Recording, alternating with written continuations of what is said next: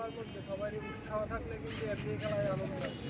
আবার কথা বলছি অনুষ্ঠান শুরু হইতেছে এমনি ঘাবড়ায় না, খেলাধুলায় আনন্দ। সবাই খেলায় উৎসাহ দাও, একটা আনন্দমুখর খেলা সবাই উপহার দাও, এই আশাবাদ করে আমার সময় স্বল্পতা এবং আমরা মানে সামনে নির্বাচন আবার রোজা সদস্য সাকিব আমাদের আয়োজন কমিটি সাকিব কিছু বলো। বিসমিল্লাহির রহমানির রহিম। আজকে বিপিএল এর 15তম আসর শুরু হতে যাচ্ছে। আমাদের এই আসর শুরু করার পথে অজস্র প্রতিকূলতা ছিল। আমাদের ক্লাবও বর্তমানে একটা প্রতিকূল সময়ের মধ্যে দিয়ে যাচ্ছে। এই আসরটি একসময় হয়তো আমরা ভেবেছিলাম যে করাই হয়তো সম্ভব হবে না। আমরা আজকে দেখতে পাচ্ছি যে আমাদের উপদেষ্টা মণ্ডলী, আমাদের সভাপতি, আমাদের সেক্রেটারি তারা হয়তো নানাভাবে ব্যস্ততার কারণে আমাদের সঙ্গে অংশ নিতে পারছেন না। তবে আমি ক্লাবের সদস্যদের উদ্দেশ্যে একটা কথাই বলতে চাই, প্রতিকূল সময়ে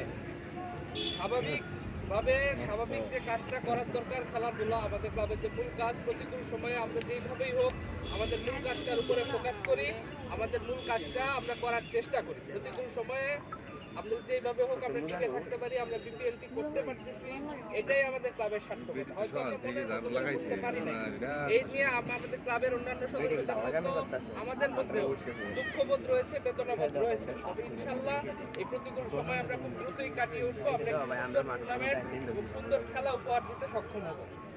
ধন্যবাদ। সময় খুবই কম, এই জন্য আমরা একটু তাড়াহুড়ার মতো করে টুর্নামেন্টটা শুরু করছি। উপদেষ্টা মণ্ডলী, সভাপতি, সেক্রেটারি সবার পক্ষ থেকে এবং ক্লাবের সবার পক্ষ থেকে টুর্নামেন্টের শুভ উদ্বোধন। আমরা এখন আমাদের ক্লাবের বিমল নেতৃত্বে আমরা এখন